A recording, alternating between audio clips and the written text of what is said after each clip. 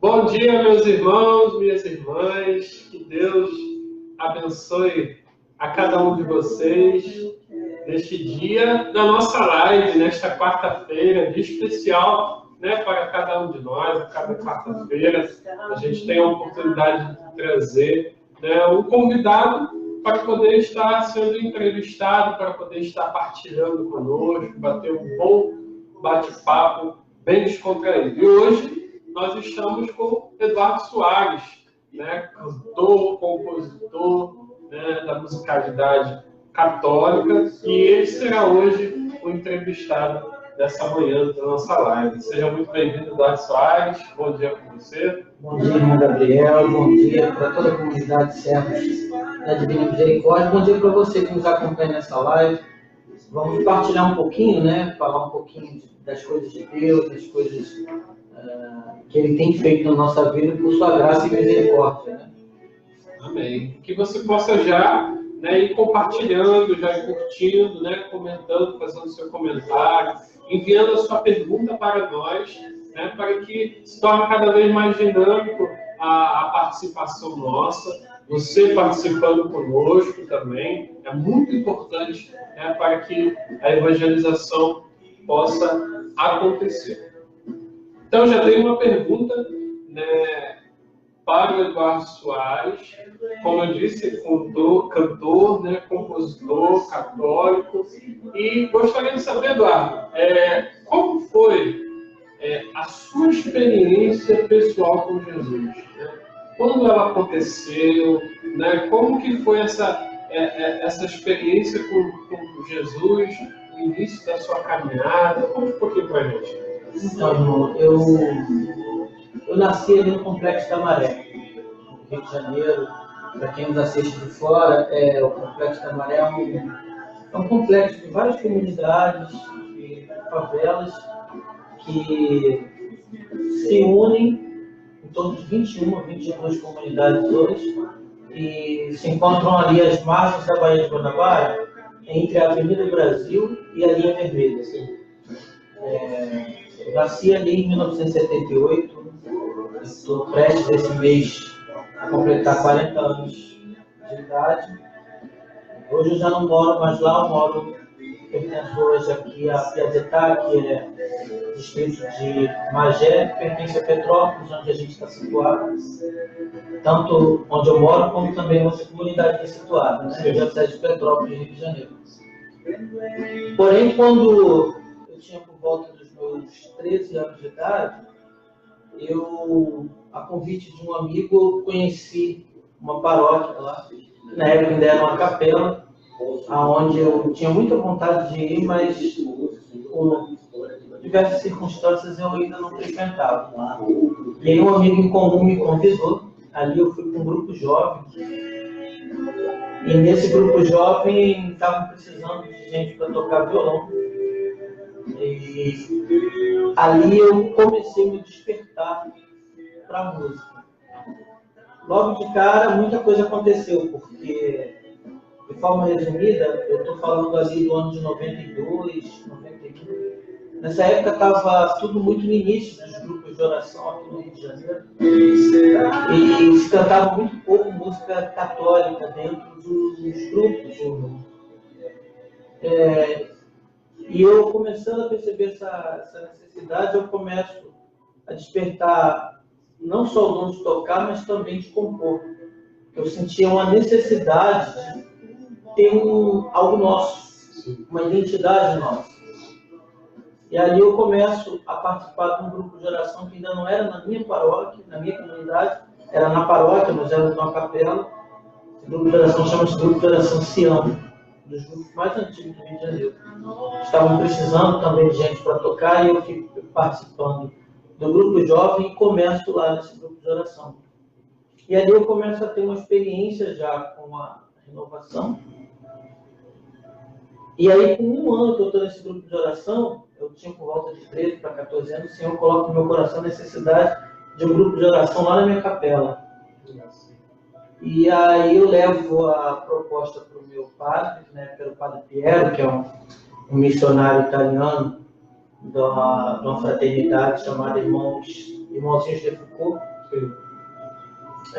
E aí ele acolhe a ideia. Ele nem sabia o que era renovação, não sabia nada disso, mas ele fala assim... Então aí a gente vai ver a importância, né, você começa a fazer essa experiência, né, com Deus, através da música, do seu tocar, né, do seu cantar, do seu compor, né, de estar à frente. E aí, a partir dessa experiência também, você vai entendendo que precisa levar essa para outros. Porque não somente aqueles que você estava ali, né, ministrando, ali onde você estava congregando, mas também existem outros que precisam também, né, serem alcançados por essa mesma graça do Espírito, né, pelo seu dom. Hoje eu tenho uma compreensão maior do que aconteceu. Hoje eu entendo que o fato de tudo isso ter acontecido, o fato de eu estar aqui, de tudo que Deus fez na minha vida, foi porque já no início eu já não me envolvi só com a música de Deus, eu me envolvi com Deus da música. Então isso fez toda a diferença, acredito. Eu não tinha ideia que ia chegar até onde eu cheguei. Naquele momento eu não passava isso na minha cabeça. Não tinha nada planejado, as coisas foram acontecendo. E aí, a partir dali, aí nasce, dentro da comunidade, outros músicos começam a se unir, né? Nasce uma banda chamada Kenos, dentro da paróquia. Então, em relação à banda Kenos, do Monicado, até faz uma pergunta aqui, né? Já falando do início. Fala um pouco como foi o surgimento. Né? Um pouquinho como foi esse surgimento da banda Kenos. Foi um serviço que nasceu primeiramente para paróquia, para a comunidade. Então a gente servia a NCC do Vicariato Leopoldino, servia na nossa paróquia. E esse serviço ele foi fluindo externamente, ou seja, ele começou num serviço interno, porque naquela época era diferente também, porque existiam poucos ministérios. Como eu falei, tinha pouca música católica, logo tinha um pouco de ministério. E nós pegamos uma época ainda, no governo de Dom Eugênio, em que a gente tinha muito evento católico, muito evento, na época dos barzinhos de Jesus, essas coisas. E as bandas meio que a gente se encontrava em 2, 3 eventos no mesmo dia. Então você ia com um evento, você tinha Ragden, Bom Pastor, Kenos e mais algum ministério, mas era muito limitado, eram poucos. Com o tempo a coisa foi tomando volume e foi chegando no que a gente conhece hoje, mas nem sempre foi assim. Tinha comunidades servas, Novo Viver, ou seja, você contava muito. O Leopoldino é sempre muito rico, né, na parte musical, sempre muito frutífero. E aí quando a Kenos começa a sair, o pessoal começa a gostar, porque a gente fazia um som meio diferente, porque era um som, ao mesmo tempo que ele era carioca, com a cara de swing carioca, ele também tinha uma coisa muito espiritual. Então as pessoas se identificavam porque viam ali uma identidade carioca e também viam uma oportunidade oracional. A música é sempre muito de mensagem. Músicas voltadas realmente para o louvor, né? Voltadas realmente para a oração, para a intimidade com Deus. Né? É verdade. A gente vai vendo essa importância, né? E é preciso ser frisado sempre que na música católica, ela precisa cada vez mais ter isso. E voltar a essas origens também, né, de intimidade, de espiritualidade, de adoração, né, para que não seja somente um show. Né, a apresentação de uma banda, de um ministério, não seja somente um show, mas que seja, de fato, né, algo espiritual na vida dele. Né. Isso é muito importante. Aí, então, a música, quando a Kenos nasce, ela nasce sem pretensões, sem maiores pretensões. Sim. E nessa caminhada nós ficamos 14 anos juntos e fizemos 2 trabalhos musicais e a coisa, até hoje, quando eu ando por aí, muita gente lembra do trabalho, lembra das músicas. Eu fico feliz porque nada foi em vão, né? Eu mesmo sou um fruto disso, desse tempo. Depois disso eu dei sequência, continuei. Hoje eu também tenho já 4 trabalhos, preparando o 5º trabalho. Enfim, Deus ele vai fazendo muito mais do que a gente pede o tempo. Faz realmente. Nós temos a participação aqui da Fabiana, vai colocar olá, bom dia a todos desta comunidade, sobriedade e paz. Bom dia, Fabiana. Bom dia também ao nosso fundador, irmão Ricardo, que está nos acompanhando. Bom dia para você que está aí acompanhando a nossa live. Curta, compartilhe, faça com que essa live possa chegar a muitas outras pessoas, a tanto daqueles que necessitam dessa transmissão, necessitam serem alcançados por esse meio, por esse instrumento de evangelização que Deus coloca para cada um de nós. Então, tenho mais uma pergunta para você. Você toca qual instrumento? Você já disse qual instrumento você toca. Tem algum outro instrumento que você toque, além do que você já citou? Ou você deseja também fazer alguma aula ou aperfeiçoar em algum outro instrumento, algum outro conhecimento do instrumento que você toca? Quando eu penso em um instrumento, eu penso muito na cítara de Davi, na harpa de Davi. Porque Davi, quando tocava para o rei Saul, vários tentavam tocar, mas não agradavam os ouvidos do rei. É verdade. E aí, Davi tinha algo diferente no toque. Quando eu penso no instrumento, eu penso em buscar de Deus esse algo diferente que existe em Davi. E aí, quando eu começo a tocar, eu hoje toco teclado, mas eu começo com violão. Aí dali eu começo a cantar. E as coisas, quando eu vou fazendo, eu vou sempre pensando assim. Tinha uma música que a gente cantava nos inícios da renovação, que falava: se me faltar a voz, eu te louvo com as mãos. Se me faltar as mãos, eu te louvo com os pés. E se me faltar os pés, é porque rendido estou. Ou seja, eu sempre pensei muito nessa realidade, Eu tentar entregar o meu louvor por inteiro nas mais diversas formas que eu posso. Então, às vezes, eu defendo, toco um pouquinho do violão, contrabaixo, pego um teclado, canto, mas tudo isso muito visando o rei. Amém. Tudo isso muito visando uma forma mais ampla de chegar no coração das pessoas. Então, essa coisa de buscar compor, buscar novidades no espírito, elas têm essa finalidade tão somente. Sim. É isso o meu interesse, mano. Amém. Isso é importante, A gente vê que quando um músico, quando um cantor, um compositor, ele entende isso, a gente vai perceber que o seu talento, o seu dom, ele flui de uma forma diferente. Exatamente aquilo que ele fala de Davi.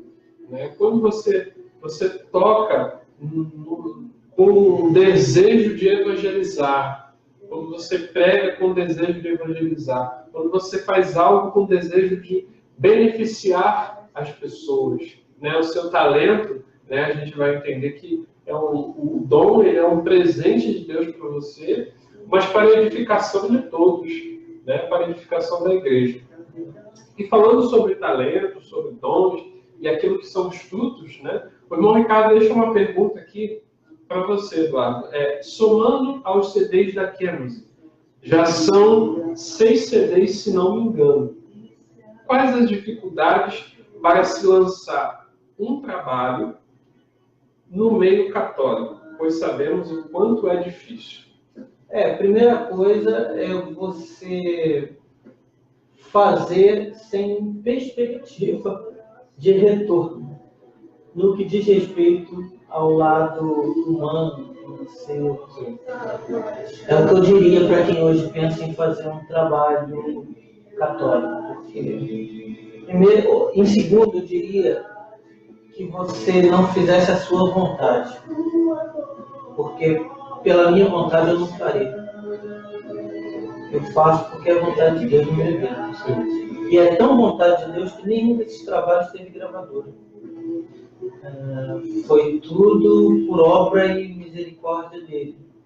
E eu normalmente eu não penso muito nessa coisa de fazer o CD. As músicas vão acontecendo quando eu penso que não estão prontas.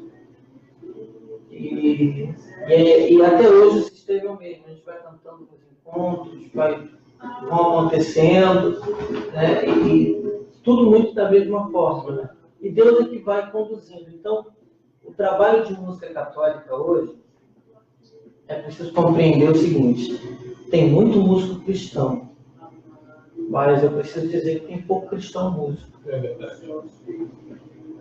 E isso é que faz a diferença para você estar na música católica. Os músicos que hoje eu admiro dentro da música católica, na minha concepção, que me chamam a atenção, é muito mais o lado cristão deles do que propriamente o lado músico. Acho que o tempo vai fazendo isso com a gente vai ficando mais criterioso, mais seletivo. E isso não significa que eles sejam mais ou menos técnicos. Sim. Mas eu me aproximo mais deles no sentido de fazer mais comunhão de pensamento e de objetivo. Porque você percebe quando alguém tem intimidade com Deus, né? Seja na música, seja na pregação, seja em um outro ministério, né? Em outro serviço dentro da igreja, um outro talento, né? E quando essa pessoa não tem essa intimidade com Deus, quando a pessoa simplesmente ela é talvez muito boa tecnicamente, né? Como você falou, mas a intimidade com Deus ela não existe comunhão, não existe adoração, não existe intimidade com Deus, não existe existe até um desejo, né? Mas falta ainda, né, alguma coisa.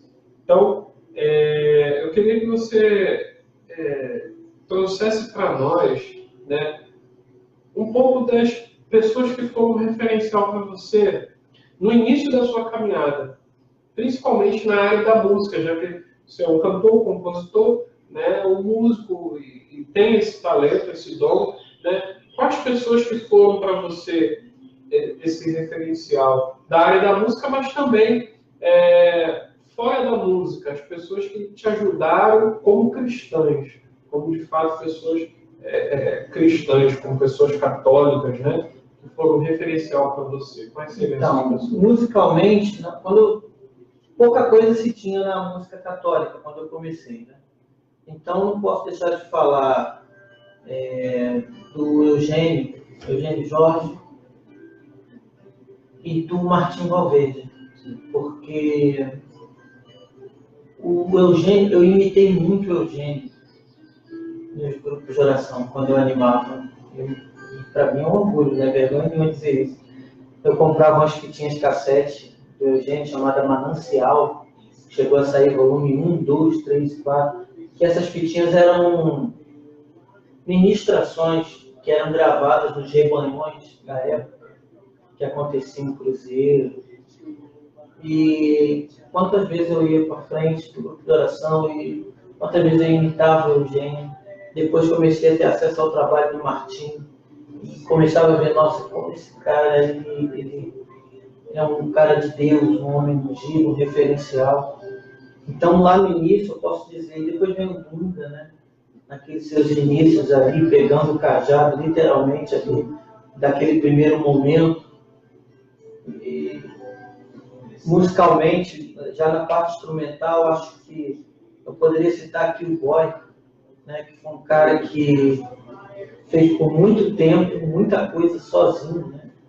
Desde os trabalhos do Monsenhor Jonas, nos inícios, e foram alguns das pessoas e daqueles que musicalmente a gente eu consegui extrair e trazer para o meu ministério e que fundamentou lá no início para me ajudar a ser o que eu sou hoje. Importante, né? E por falar, né, desse lado cristão, né, o irmão Ricardo até deixou aqui para nós uma pergunta. Eduardo, você tem uma ligação com os nossos irmãos protestantes, talvez poucos saibam disso. Diga para nós como é essa convivência.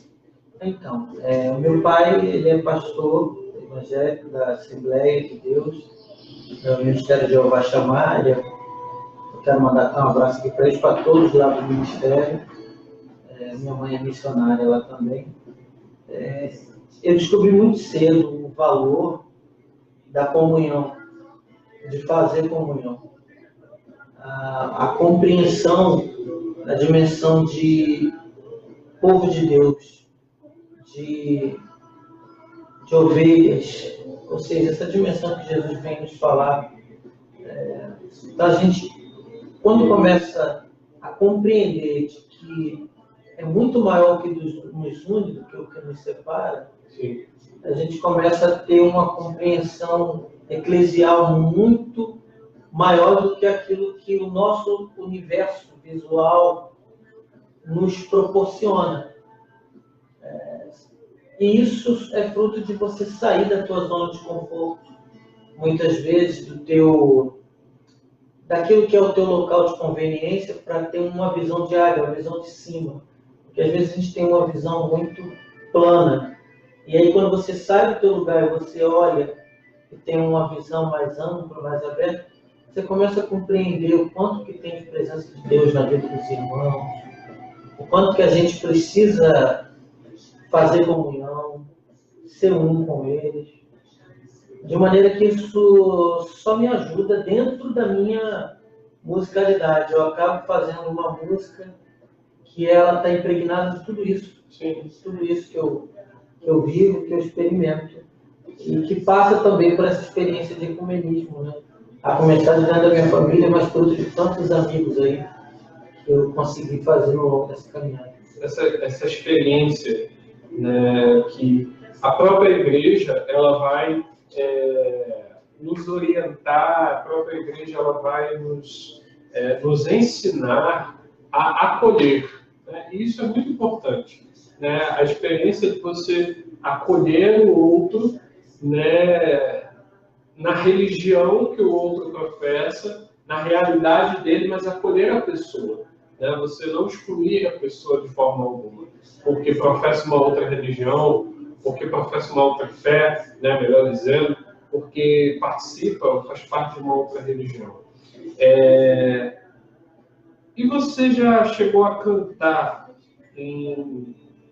ou pregar, né, em alguma igreja evangélica? Como foi a experiência? Nós vamos marcar pergunta aqui para nós. Na própria igreja qual meu pai congrega, eu já estive lá cantando, e a convite deles mesmo, e sempre é uma experiência muito enriquecedora, porque isso é o que eu falei na minha fala anterior, o que eu chamo de fazer comunhão, né? A gente utilizar daquilo que nos une para celebrar, para fazer comunhão. Eu, por exemplo, fui lá cantar. E é bonito de ver outros cantando, fazendo comunhão com o seu trabalho, e você perceber que, na verdade, você não faz música para católico somente. Você faz música para o povo de Deus. O povo de Deus é muito mais abrangente do que o povo da nossa igreja.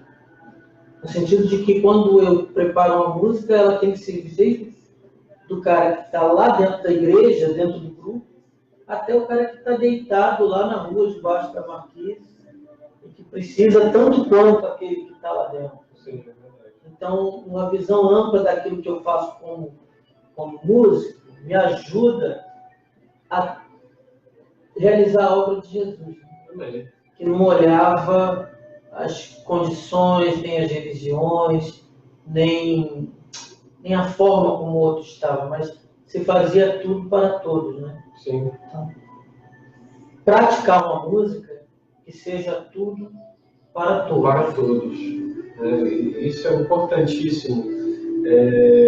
Quando a gente compreende exatamente isso que você está falando. Porque a nossa dedicação, a nossa entrega, ela deve ser, de fato, para todos. Né? O carisma, por exemplo, da nossa comunidade, semeia a misericórdia em todos os corações. Então, nós não podemos selecionar as pessoas que nós vamos semear. Nós não podemos selecionar as pessoas que nós vamos evangelizar. Nós devemos evangelizar a todos, semear misericórdia no coração de todos. Né? E estar aberto à comunhão com todos. Na medida que o outro se abre.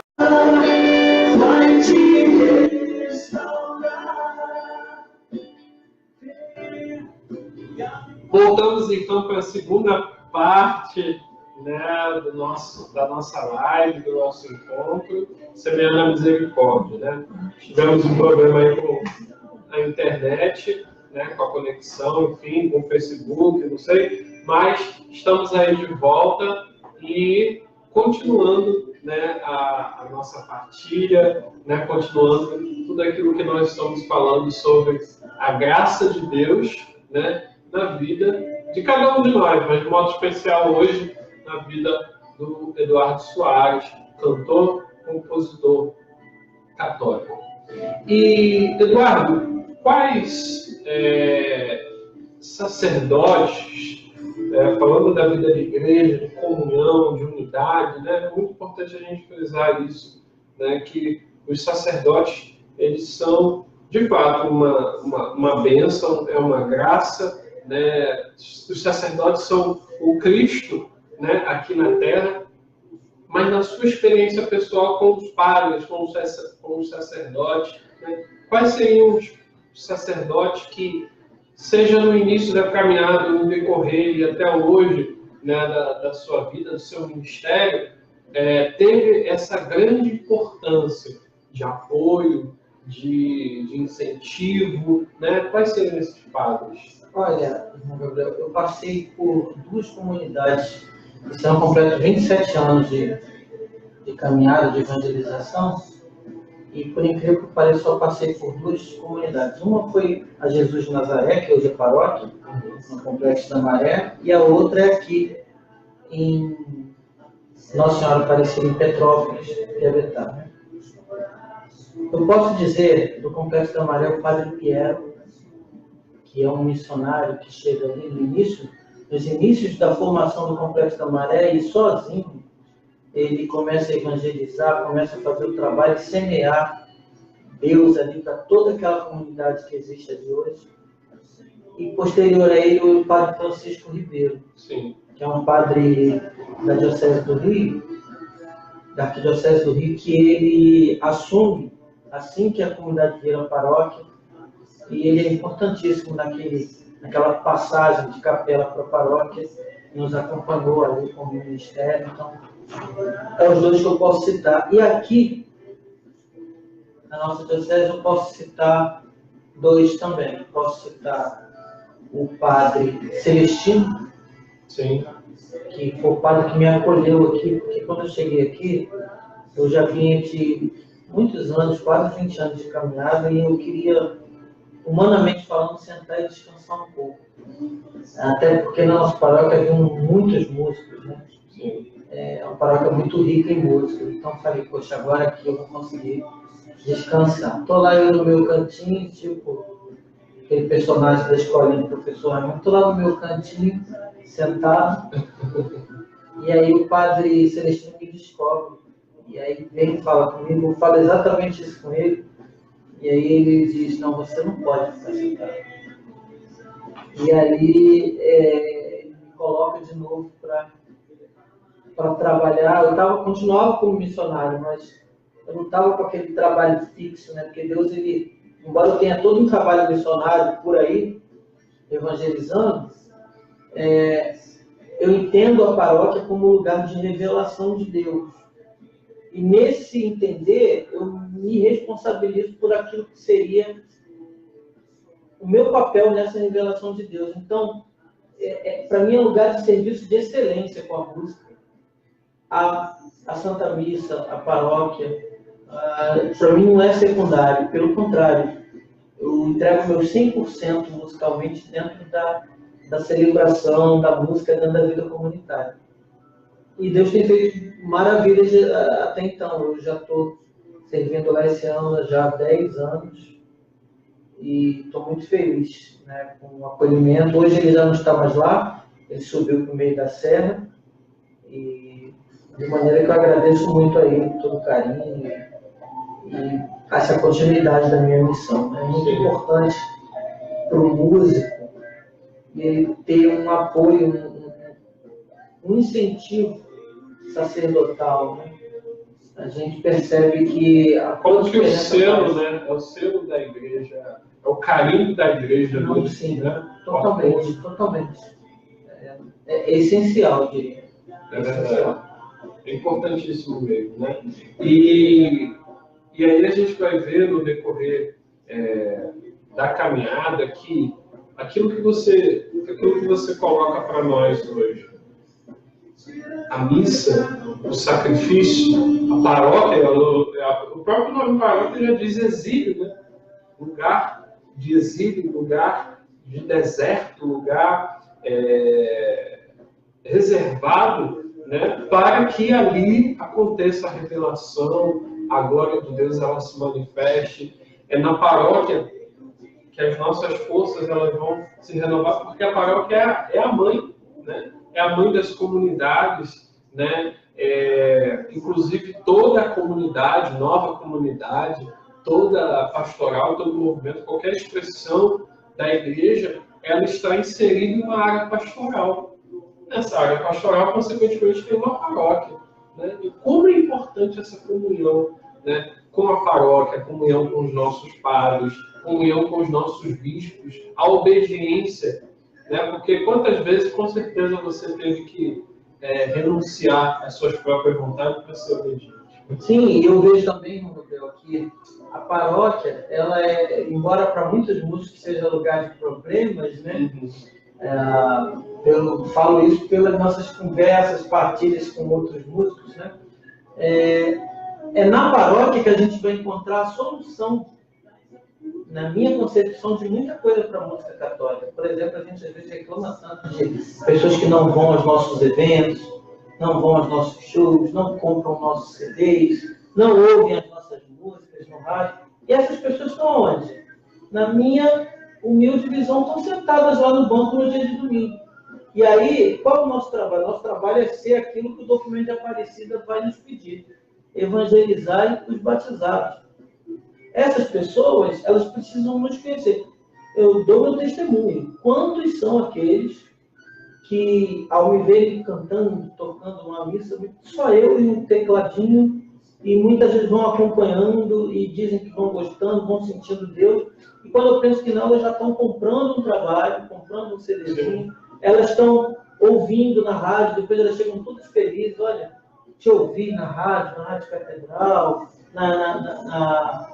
nas rádios web, e eu fico olhando como que aquilo foi fruto de uma simples evangelização que ela recebeu num domingo, talvez, que ela foi ali na missa, que ela já tinha tempo que nem ia. É verdade. Né? Então, mas que tocou ela. Mas que tocou uma música, aquilo que ela ouviu, né? O dedilhar, né? A gente entende que, às vezes, o dedilhar, ele parece que um violão, um teclado, ele toca a alma. Né? Aquilo ali tocou a alma daquela pessoa. Ela foi evangelizada mais uma vez. Né? Ela foi tocada mais uma vez. E Eduardo, a gente, antes da nossa live, a gente estava conversando, falando sobre o avivamento, né? A gente estava falando sobre os encontros de avivamento, inclusive o nosso Incendeia, né? Que foi uma grande bênção. Mas falávamos também dos outros encontros, como Somos Um, tanto da Profecia do Avivamento, da Canção Nova, né? E aí o irmão deixa aqui para nós, né? O irmão Ricardo deixa para nós também uma pergunta. Eduardo, hoje temos muitos encontros de avivamento. Temos o Incendeio, Somos Um, o Pregar para Desavivar, lá do nosso irmão Badu, né? E temos tantos outros. Qual a importância de se clamar o verdadeiro avivamento nos dias de hoje, né? O verdadeiro avivamento, né? Um avivamento genuíno, não um avivamento no sentido só da palavra ou do empoderamento de querer colocar, né, esse avivamento e não, mas trazer para a pessoa realmente esse avivamento genuíno e clamar esse avivamento de Deus. Qual é essa importância para você? Então, irmão, quando eu comecei a conhecer o avivamento começou a entrar na minha vida há uns 5 anos atrás. Foi através daquele livro do Padre Rosa, Profecia do Avivamento. Sim. Ali eu tive um despertamento para o avivamento. Aí depois disso começaram a acontecer uma sucessão de coisas. Por exemplo, meu trabalho, meu CD mais recente, chama-se O Motivo da Minha Canção. Ele foi lançado em 2016. Nesse ano eu estava preparando e ele estava todo pronto.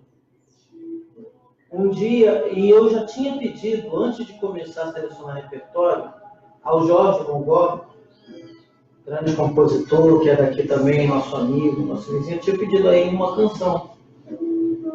E um dia ele passa na minha casa, eu já estava com o trabalho praticamente todo pronto, e eu pergunto, Jorge, e aí a música? Você fez, você conseguiu a música que eu te pedi? O Jorge começa a me mostrar algumas músicas, e aí elas não foram tocando, eu não fui sentindo que era a música. E eu falei, Jorge, eu queria alguma coisa muito forte. E aí o Jorge me mostra a música Manda Fogo. E quando ele começou a cantar, eu já comecei a sentir. E eu olhei para a cara do meu filho, que também é músico, e aí eu olhava para a cara da minha esposa, e antes de ele terminar a cantar, a gente já estava, é essa. E aí entra a música Manda Fogo, que é a única música de fogo que tem dentro do CD. E aí a gente grava aquela música. E a gente não tinha noção do que ia acontecer. Ali se sacramenta na minha vida o meu chamado para o avivamento, para o fogo, para a glorificação, para viver a profecia de Joel 3. Nos últimos dias acontecerá que derramaria do meu espírito sobre todo ser vivo, jovens profetizarão, anciões terão visões. Ali eu começo a ter uma experiência, porque já não é mais a minha música que atrai. 20 e tantos anos depois, eu redescubro que não sou eu, não é a minha voz, não é o meu instrumento, não é nada meu. Quem atrai é o fogo. Amém. É o fogo do Espírito. E aí eu tenho essa experiência. Depois disso, eu começo a participar, aí a gente tem aquele encontro do Incendeia, lá na Santo Antônio, Nova Maria, que é um encontro que, se eu não me engano, eu devia ter no máximo ali uns 50 pessoas, mas tinha o Betinho. E ali a gente fez um pocket show ali, que foi violão e voz, tinha alguns irmãos, eu, Rio, Jorge, e a gente percebe assim, uma presença de Deus imensa ali naquele encontro. E aí no final o Betinho faz o convite para a gente ir para o Somos Um. E aí lá a gente tem uma experiência com o avivamento. Mais uma experiência com o avivamento. Aí eu começo a compreender, aí eu volto à tua pergunta, eu começo a compreender que não é um avivamento na vida. Quando eu volto do Somos Um, eu já entendo que é uma vida de avivamento.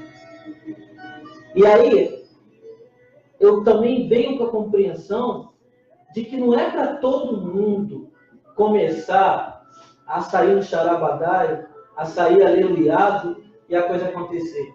Eu já venho com uma visão de churrasqueira, aonde quando você acende para fazer o churrasco, ou para fazer a brasa que vai acender o incenso, você não acende tudo de uma vez. São 1, 2, 3 brasas que pegam fogo, que acendem e que vão acendendo a churrasqueira inteira. O sopro vai vindo e vai cada vez mais aumentando. Porque quando a gente conhece o avivamento, a impressão que a gente tem é que a gente quer queimar todo mundo. Quer que todo mundo saia em tochas assim, correndo. Todo mundo batizado, pegando fogo, né? E aí eu já dali começo a ter essa compreensão de que, tipo, sou eu, é mais algum, não é a paróquia inteira. Porém, somos nós que vamos acender essa grande churrasqueira.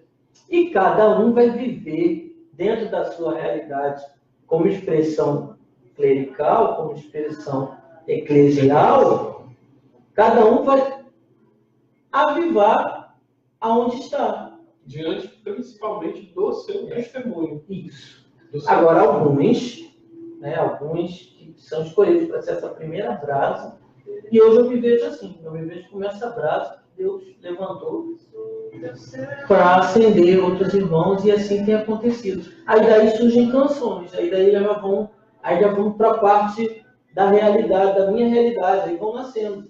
A canção Tempo de Avivamento, que vai dizer, derrama a tua graça, uma nova unção, renova a minha vida e o meu coração, vem com teu poder, tua Shekinah e enche esse lugar. Tempo de avivamento, tempo da igreja levantar-se para adorar o vosso Deus.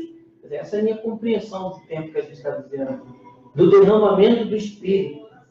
Quer dizer, a unção verdadeiramente está aqui nesse lugar. Você percebe que a glória de Deus, a Shekinah, ela habita naquele lugar, mas ela começa lá atrás com esse clamar do fogo. Né? É porque toda essa experiência do avivamento, da busca do poder de Deus, da glória de Deus, ela vai nos levando à adoração. Né? Adorar a Deus em espírito e em verdade. Adorar a Deus no Santíssimo Sacramento, mas adorar a Deus aonde você estiver. Porque ainda que naquele local não tenha a presença de Jesus sacramentado no ostensório ou no sacrário, mas nós somos templos vivos de Deus. Nós somos sacrário. Então ali Deus está. Né? Jesus foi bem claro que onde 2 ou mais estiverem reunidos em meu nome, eu ali estou. Então adorar a Deus, a forma católica agora, nós de compreendermos a adoração, ela toma uma dimensão muito maior através da experiência do avivamento. Que não é uma pastoral, que não é um grupo, que não é um movimento, mas eu acredito que seja aquilo que o Papa Francisco está dizendo, da renovação carismática, das novas comunidades, das expressões carismáticas, né, existentes da Igreja, expressões novas, dos novos tempos, que é uma corrente de graça, que deseja essa corrente da graça de Deus passar por toda a Igreja, mas que essa experiência ela vai se dando aos poucos.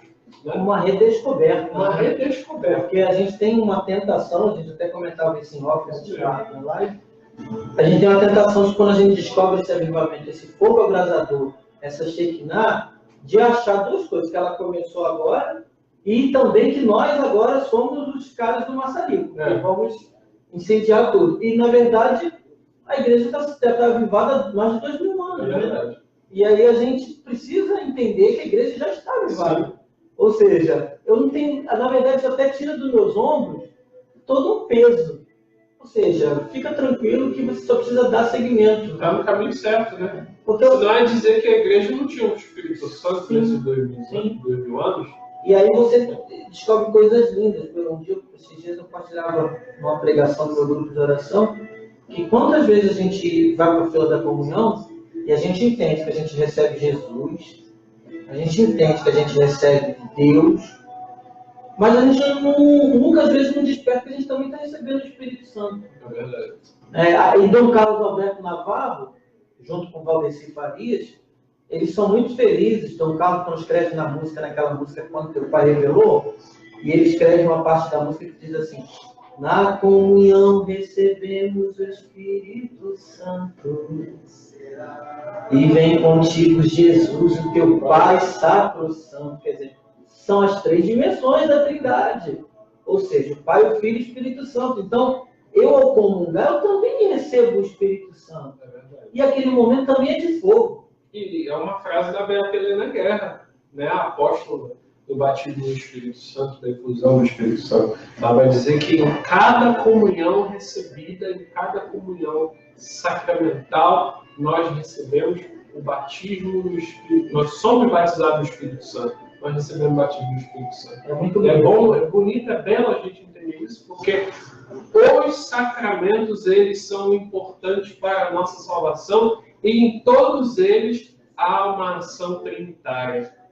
Pai, do Filho e do Espírito Santo agem. É legal a gente falar isso, porque essa semana no Instagram eu coloquei lá aquela famosa dinâmica lá, façam suas perguntas, né? Aí teve um irmão que fez uma pergunta para mim e falou assim, poxa, me diz aí, qual foi a sua maior experiência com Deus desses anos todos? Eu falei, meu irmão, como a nossa vida é um brevíssimo segundo, eu diria para você que foi a mais recente. E era uma segunda-feira, e eu falei assim, foi ontem, quando eu recebi Jesus na Eucaristia. Amém. Foi ontem, foi a maior de todas. Porque deve ser como a primeira a e a última. unção de hoje, irmão Gabriel, eu entendo assim. Eu tive até o Cerco de Jericó da minha paróquia começou na segunda-feira, onde eu havia chegado do Somos Um, que foi agora no feriado de 15 de novembro. E aí eu disse para um músico assim, nossa, um músico falou, caramba, esse cerco vai ser do fogo, porque nós acabamos de chegar do Somos Um, está pegando fogo. Eu disse assim, irmão, vai ser do fogo sim, mas não porque eu cheguei do Somos Um, porque a unção de ontem, do Somos Um, já não serve mais para o dia de hoje. De ontem foi para ontem. A de ontem foi exatamente para ontem. Uma efusão para cada missão. Né? Agora eu já estou clamando outra, porque já não me satisfaz mais. E a gente não pode ficar satisfeito com a maravilha do momento do encontro que a gente viveu. Porque senão a gente meio que se acomoda e limita aquilo que Deus pode realizar na nossa vida. E corre o grande risco de esfriar. Sim. Porque a gente, é claro que a gente vem efusivo, a gente vem abastecido, cheio daquela missão. Mas corre-se o grande risco de passar algumas semanas, alguns dias, e a gente acabar esfriando. Sim, a gente vive do hoje. Eu por exemplo, hoje já estou aqui com o coração aquecido para o meu grupo de oração, que é hoje após a Santa Missa, ou seja, amém. E eu estou vivendo agora aqui esse momento da live com você. À noite, eu já preciso de uma porção dobrada. Amém. Eu também, cada um de nós aqui, o nosso grupo de louvor também, mais tarde, fica o convite aí para o grupo de louvor. É isso aí. Não dá para a gente se contentar, não dá para a gente ficar satisfeito. Não, nesse sentido, a gente tem que estar sempre com insatisfação. Sempre buscando novo, e eu acho que isso aí também me ajuda muito, ó, a olhar para frente. O dia de ontem já era, amanhã não tem. Porque eu tenho esse momento aqui agora contigo. É o hoje. É o hoje. É o hoje. Amém. Então, Eduardo, já estamos chegando ao final. Nossa, passou tão rápido. É verdade, rápido mesmo. Quando a gente fala de Deus, é um mistério muito grande. Né? Passou tão rápido. É verdade. Então, eu queria que você deixasse... Antes de você deixar uma palavra, né, queria citar aqui um irmão também, muito amado, cantor católico, Anselmo Bastos, Da nossa né, da nossa diocese aqui de Petrópolis, né, que está sempre participando das nossas lives, né, fazendo o seu comentário. Ele deixa aqui também o comentário dele. Bom dia a todos, abraço, irmão Gabriel, e também ao nosso Eduardo Soares. Edu, qual o conselho que você dá para todos os músicos que estão começando a caminhar na missão, como eu mesmo, na evangelização, através da música? Um grande abraço, que Deus abençoe o seu ministério, é um presente para nós. Amém. Olha, eu diria, busquem a Deus tanto quanto vocês buscam a técnica. Porque a música de Deus, ela é muito importante, mas o que vai fazer diferença é o Deus da música. Amém. É aquilo que você tem como experiência. Porque senão nada nos faz diferentes de um músico comum. Nós não somos músicos comuns. Nós somos músicos especiais. Nós temos um chamado. Nós somos discípulos. Por isso o nosso ouvido ele não pode ser só um ouvido de músico, deve ser um ouvido de discípulo. Se somos discípulos, seguimos alguém. Se seguimos alguém, nosso ouvido precisa ouvir o que esse alguém tem para nos dizer. Então, busquem ao Deus da música. Amém. Eu diria. É o que vai sustentar vocês a continuarem, a se animarem, a enfrentarem as dificuldades. Se nós já estamos num país que é difícil ser músico, comum devido à sua cultura, a forma como trata a cultura em si, você imagina que é ser músico cristão, trabalhar com evangelização. Só um grande desafio, né? Eu diria que é só por Jesus Cristo. E aí, se você não tiver seus olhos fixos nele, você não consegue. E até para que não caia no risco, né, de acabar secularizando a própria música cristã, né, católica, gospel. Né? É importante a gente sempre refletir em cima disso, porque nós já vimos isso acontecer. Né? E isso é muito perigoso.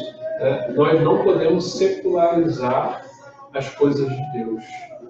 As coisas de Deus são coisas de Deus. O que é espiritual é espiritual. O que é da carne é da carne. Então, se nós acabamos secularizando essas coisas, né, se nós acabamos fazendo com que essas coisas que são espirituais tornando-se da carne, corre-se um grande risco de acabar. Né? Eu queria que você deixasse, então, uma palavra final, né, para todos os irmãos que estão acompanhando a nossa live, nossa transmissão pelo Facebook. Primeiramente, agradecer, né, a toda a comunidade Servo da Divina Misericórdia, irmão Ricardo, pessoa do fundador, mas também a você, irmão Gabriel, todos os irmãos da comunidade. Dizer que lá no início eu tive um contato com a comunidade, ainda em Olaria, houve um CD, coletânea, feito por nosso irmão João Wellington, que produziu, e lá teve uma música da Kansas ainda, a gente apoiando o trabalho dos inícios da comunidade. Então, eu acho que ali começava o meu elo, o nosso elo de amizade, e dizer que se você não conhece ainda essa obra, conheça, vale muito a pena, ajude, se integre todo o trabalho da comunidade. E eu me sinto muito feliz em ter sido convidado aqui para essa live. E você que está nos acompanhando, que não está acompanhando agora ao vivo, mas já viu posteriormente o vídeo, muita gente, compartilhe, faça com que ela chegue a muitos lugares. E se quiser depois entrar em contato, as minhas redes sociais estão aí também, Eduardo Soares, oficial, você acha Instagram, Facebook, enfim, encontra tudo lá. E resto nós, a gente está preparando um trabalho novo para 2019 e que Deus ele possa estar conduzindo assim como fez até agora. Muito obrigado a todos. Amém. Você pode estar acompanhando também, né, essa transmissão já através do nosso YouTube. Daqui a pouquinho vai estar sendo colocado lá no YouTube, né, a primeira e a segunda parte. Você vai estar podendo também estar acompanhando através de lá. Você pode curtir, né, e compartilhar para que muitos outros possam, né, serem alcançados pela misericórdia de Deus, pela misericórdia do Senhor.